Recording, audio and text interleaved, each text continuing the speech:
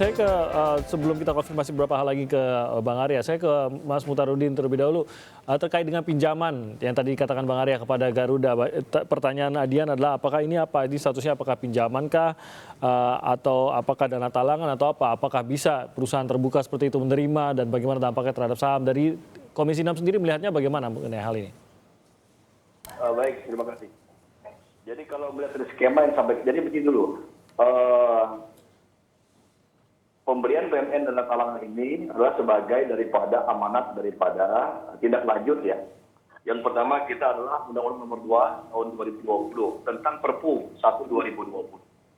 Kemudian ada Perpres 54 Tahun 2020. Kemudian revisi lagi di Perpres 23 Tahun 2020. Ini bagian daripada PEN, Penyelamatan Ekonomi Nasional. Jadi ada hierarkinya, mulai dari Undang-Undang Nomor 2 Tahun 2020 tentang Perpu 1 Tahun 2020, Perpres 54, Perpres 23, baru ada adalah PMN dan dana talangan.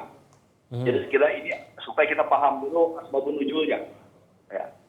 Nah terkait dengan masalah Garuda, ini konteks yang disampaikan oleh Menteri Keuangan Bendahara Negara dalam rapat konsultasi dengan kami di Banggar juga tanggal 20 Mei 2020. Bahwa Garuda itu termasuk yang menerima dana talangan. Sifatnya dana talangan. Ada dana dan ada bunga. Skemanya seperti apa? Yang itu yang hari ini juga dalam raker dengan Menteri BUMN memang kita mintakan. Skemanya seperti apa dana talangan ini? Bagaimana garansinya? Berapa bunganya? Kapan waktu dan lain-lain? Itu yang belum disampaikan oleh Kementerian BUMN pemerintah kepada kita. Kemarin kita minta, kami minta untuk menyampaikan skema itu seperti apa, dan hari ini masih berkutat di pemerintah. Tapi sederhananya Mas Mutarudin, ini berarti dana talangan ini adalah pinjaman yang harus dikembalikan begitu ya, dan tidak masuk sebagai modal. Pinjaman dikembalikan berikut bunga-bunganya. Berikut bunga-bunganya, berarti tidak masuk ke dalam modal Garuda begitu ya? Tidak masuk dalam penanaman modal gitu. Jadi tidak meninduskan juga modal pemilik modal yang lain, tapi juga tidak menambah daripada kepemilikan saham di pemerintah di Garuda. Jadi sifatnya pinjaman dan harus dikembalikan. Mekanismenya seperti apa masih dibahas di pemerintah. Jadi kita nanti DPR pun akan meminta itu seperti apa skemanya. Nah saya ke Mas Doni. Mas Doni, apakah pembahasan sedetail inikah atau sebenarnya Adian ini menyampaikan terutama kepada Presiden secara umum gitu? Karena saya melihat sangat disoroti mengenai, tadi saya katakan bahwa ini tampaknya kritiknya memang bukan ke Pak Jokowi, tapi sangat spesifik kepada Menteri BUMN begitu. Apakah sampai spesifik mengenai hal satu dan hal lainnya, atau memang yang dibicarakan oleh Adian pada saat bertemu dengan Presiden fokusnya kepada kurang baiknya kinerja Menteri BUMN di mata Adian? Ya, saya kira Adian memberikan catatan terhadap Kementerian BUMN, ya. Tapi sekali lagi bahwa catatan itu kan baru satu yang disampaikan Adian secara terbuka, ya, dalam tulisan-tulisan, dan kemudian juga disampaikan langsung kepada Presiden atau pertemuan kemarin, ya. Artinya Kementerian BUMN itu juga berhak untuk menanggapi, untuk memberikan tanggapan apakah yang dikritik, yang gugat oleh Adian itu benar adanya. Nah, tadi dikatakan ya mengenai hutang, ya ternyata ada koreksi juga dari Mas Arya tadi misalnya. Terus mengenai dana talangan, ternyata ini sifatnya pinjaman misalnya. Kayak gitu kan sebenarnya ini baik, artinya memicu diskusi tentang BUMN kita, tentang kinerja BUMN kita, dan ini saya kira menjadi sesuatu yang positif begitu untuk sama-sama membangun, mereformasi, merevitalisasi BUMN kita. Dan sekali lagi Presiden sangat apresiatif karena apapun ya catatan, kritik ya yang disampaikan terhadap menterinya, ya itu kan tentu saja menjadi tanggung jawab Presiden sebagai pemimpin tertinggi begitu. Jadi Presiden memberikan kepedulian dengan mengundang Adian untuk mendengarkan langsung sebenarnya apa sebenarnya yang menjadi concern ya dari Adian, dan saya kira apapun itu tujuannya tidak lain dan tidak bukan untuk mengembalikan BUMN kita menjadi sesuatu yang baik dan bisa membantu perekonomian nasional. Begitu. Saya kira itu Mas Timothy. Oke, Mas Doni, adakah kehati-hatian dari Presiden dalam mengambil langkah ataupun mendengarkan atau menerima masukan dari siapapun? Saya yakin dari Presiden akan mendengarkan begitu, tapi kehati-hatian agar jangan sampai justru akan terjebak pada mungkin agenda-agenda politik tertentu yang bisa, yang bisa hadir atau terjadi. Dan dibawa ke istana seperti itu. Kalau tadi kita mendengarkan Mas Muntarudin mengatakan bahwa ya bukan suatu hal yang aneh, bukan suatu hal yang baru. Kalau kita mendengar ada orang yang ingin menitipkan seseorang, entah itu orang dari partai ataupun orang dekatnya ke BUMN, menjadi komisaris kah, menjadi direksi kah. Bagaimana kewas-wasan dari istana dalam menghadapi hal seperti ini? Ya, saya kira rekomendasi itu wajar ya, pasti ada yang merekomendasi ya seseorang untuk menempati posisi-posisi strategis di BUMN. Tetapi kan keputusan final ada di Kementerian BUMN, begitu. Ya, tentu saja Kementerian BUMN dalam hal ini Pak Erick tentu saja akan memperhatikan betul-betul kompetensi, profesionalitas, ya, dan rekam jejak yang bersangkutan. Jadi tidak semata-mata karena ini rekomendasi siapa. Saya kira itu akhirnya ada di Pak Erick sendiri gitu, dan sejauh yang kita lihat penempatan komisaris ya, direksi, saya kira memenuhi syarat-syarat kompetensi profesional dan rekam jejak yang baik begitu Mas Timothy. Oke, Bang Arya, ini hal yang ada di dalam tulisan Adian juga, tapi di sisi lain juga mungkin kita melihat bagaimana istana juga tentu saja berhati-hati setiap kali ini terjadi. BUMN lebih berhati-hati lagi tentu saja. Benarkah memang seperti dikatakan Mas Muntarudin tadi, bukan hal yang aneh dan bukan hal yang baru begitu. Hingga hari ini pun masih ada yang datang juga kepada Menteri BUMN dan menitipkan dan mungkin dari partai ataupun dari pihak tertentu, dari pribadi maupun kedekatan dengan orang lain, Arya? Ya, gini. Yang pasti namanya talent untuk BUMN kan kita ambil dari mana-mana. Bisa dari internal BUMN, bisa juga dari luar. Kan begitu. Lalu seperti kata Bang Doni tadi, bahwa orang bisa saja merekomendasikan. Ya. Tapi kan semua kita akan lihat dan cek kemampuan dan kapabilitasnya. Kalau kapabilitasnya memungkinkan, kenapa enggak gitu. Kalau enggak memungkinkan, ya apa boleh buat gitu kan. Karena seperti kata Bang Muntarudin, memang saatnya untuk BUMN ini harus profesional. Apalagi dengan kondisi corona seperti ini. Kalau tanpa pengelolaan yang profesional, ini pasti berbahaya gitu. Karena kita tahu bahwa kondisi banyak perusahaan saat ini memang mengalami penurunan. Dan misalnya eksekutif-eksekutifnya BUMN itu diuji benar dengan corona ini. Apakah mereka punya kemampuan profesional enggak menangani BUMN-nya, menangani perusahaan-perusahaannya gitu. Jadi memang kita dan Pak Erick ini benar-benar mengedepankan yang namanya profesionalitas dan disesuaikan dengan kebutuhan perusahaan-perusahaannya. Jadi penting betul gitu.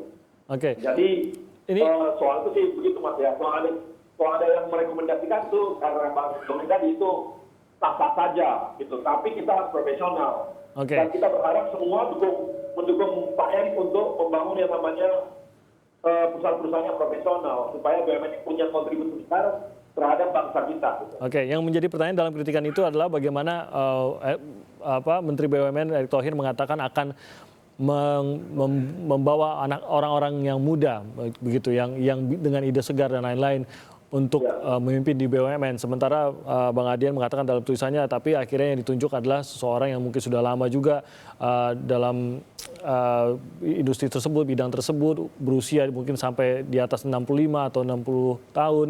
Logikanya bagaimana kalau seperti itu, Bang Arya? Mungkin menjawab kritikan Adian terkait hal tersebut.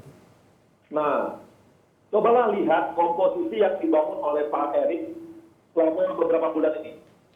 Pergantian di BUMN, lihat secara detail ya. Berapa persen sih yang diangkat beliau orang-orang yang sudah senior gitu. Biasanya kalau dipilih orang senior, pasti ada alasan yang sangat serius di perusahaan tersebut. Dan biasanya orang yang dipilih itu juga adalah orang yang punya kemampuan yang teruji di bidangnya. Tapi juga dalam perusahaan. Kalau sangat tidak mungkin sekedar mengenter orang-orang masuk jadi eksekutifnya di BUMN gitu. Jadi pemilihan orang yang senior pasti punya alasan tertentu dan memang itu kebutuhan perusahaan tersebut bagaimana menanganinya. Jadi memang tetap dari BUMN pun bisa mempertanggungjawabkan pilihan-pilihan tersebut begitu Pak Arya? Sangat bisa. Makanya saya bilang, lihatlah keseluruhan komposisi yang dibangun oleh Pak Erik.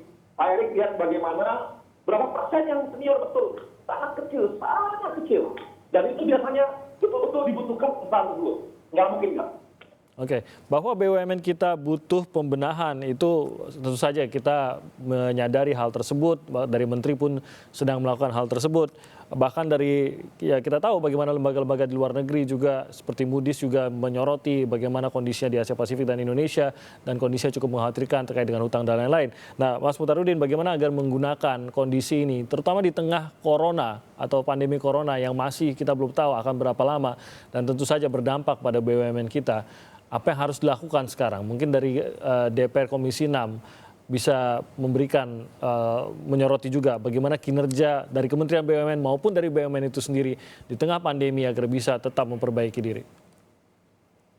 Ya, memang COVID-19 ini harus merubah pola pikir kita, pola kerja kita yang selamanya yang dulu mungkin masih bersifat tradisional dan non digital. Maka ke depan tentu menghadapi tantangan ke depan yang tentu belum pasti juga kapan harus berakhir. Digitalisasi dan modernisasi di BUMN harus dilakukan. Kemudian juga yang tidak kalah pentingnya bahwa fakta COVID-19 ini dari hanya 90% usaha ekonomi kita itu adalah terganggu. Hanya 10% saja yang mungkin bisa excited. Seperti BUMN pangan dan BUMN farmasi. Nah, oleh karena itu, maka kita berharap Kementerian BUMN melakukan langkah-langkah terobosan digitalisasi dalam berbagai hal di Kementerian BUMN maupun di BUMN sendiri. Dan COVID-19 ini memaksa kita, mempercepat kita masuk kepada era industri 4.0. Jadi industri 4.0 merupakan sebuah keniscayaan yang dilakukan hari ini dan COVID-19 memicu dan memaksa kita untuk melakukan itu. Dan ini harus dilakukan oleh semua sektor, termasuk di Kementerian BUMN maupun di BUMN. Nah, kemudian terkait dengan masalah ke depan, tentu BUMN harus melakukan efisiensi. Harus melakukan efisiensi di struktural maupun efisiensi dari yang lain. Misalnya, saya kira tidak masalah, bahkan kita menginginkan agar BUMN yang secara bisnis tidak mungkin lagi diselamatkan, bahkan merugi terus, jadi dibubarkan saja. Untuk apa dipertahankan? Ya. Dan itu tidak haram. Malah lebih bagus daripada banyaknya BUMN, tetapi malah hanya untuk bancakan saja. Walaupun pasti berakhir gitu loh. Berakhir ada di PHK begitu ya, maksudnya ini. Tidak memberikan benefit kepada negara. Untuk apa gitu loh. Jadi hanya orang numpang hidup di BUMN, anak-anak perusahaan BUMN, tetapi tidak memberikan kontribusi kepada negara. Jadi hanya numpang mencari pekerjaan, ini yang tidak boleh. Saya minta kepada Menteri BUMN untuk pangkas yang begini-begini. Pangkas saja. Kalau memang dari segi regulasi memang tidak memungkinkan, ini momentum kita akan merevisi undang-undang BUMN, termasuk prolegnas tahun 2020. Kita akan memberikan kewenangan kepada pemerintah untuk membubarkan kalau memang itu jadi dipertahankan untuk apa? Kan karena banyak sekarang anak-anak perusahaan dibuat hanya nitipin orang-orang supaya ada pekerjaan. Nah ini yang ada yang terjadi hari ini, maka pangkas saja itu semua, bahkan dipersempit saja lagi, sehingga betul-betul BUMN ini sebagai agent of development, sekaligus juga sebagai memberikan benefit kepada negara, bisa memberdayakan ekonomi kecil gitu. Termasuk UMKM, agar BUMN juga bersinergi dengan UMKM ke depan ini. Undang-undang Cipta Kerja yang sekarang berproses itu mewajibkan BUMN untuk bermitra ataupun memberdayakan UMKM. Saya kira ini ke depan banyak harus terobosan regulasi yang dilakukan. Baik menyangkut masalah revisi undang-undang BUMN maupun tentang undang-undang Omnibus Law tentang Cipta Kerja. Ini akan memaksa BUMN nanti entah harus wajib memperdayakan Mas Mutaruddin, di Republik ini. baik kita tangkap beberapa poinnya dan mungkin saya beri kesempatan juga singkat saja kepada Bang Arya dan juga kepada Mas Doni tadi. Bang Arya, ini juga kritik selain dari komisi lain juga ini Komisi 6 tentu saja yang akan terus berkoordinasi dengan Kementerian BUMN. Tapi mungkin singkat saja untuk menjawab apa yang akan dilakukan dari Kementerian BUMN terkait dengan kritikan yang terus berlangsung dan juga kritikan yang diberikan oleh Adian ini. Ya, seperti kata Pak Mutaruddin tadi, itu semangat di Komisi 6 adalah semangat bagaimana supaya BUMN ini sehat. Semangat supaya BUMN yang tidak sehat lagi malah dibubarkan. Malah anak-anak perusahaan yang dibuat hanya sekedar untuk mendapat pekerjaan dari orang ibu induknya itu dan akhirnya mengambil posisi UMKM itu lebih baik dibubarkan. Gitu. Dan harus kita ketahui juga kalau perusahaan yang tidak sehat, yang kasihan karyawannya juga, gitu. Jadi jangan dikira bahwa kalau ada perusahaan dibubarkan itu karyawannya malah lebih senang, yang enggak gitu. Harusnya malah kalau perusahaan tersebut sehat, karyawannya pasti senang. Tapi problemnya adalah yang perlu diketahui, ini masih banyak BUMN yang memang tidak lagi bisa menguntungkan apapun. Tidak ada gunanya bagi negara, tidak ada gunanya bagi rakyat, dan tidak menguntungkan juga secara ekonomi. Apakah ini yang sudah biarkan? Tapi soal karyawan, itu yang kita pikirkan bagaimana solusinya.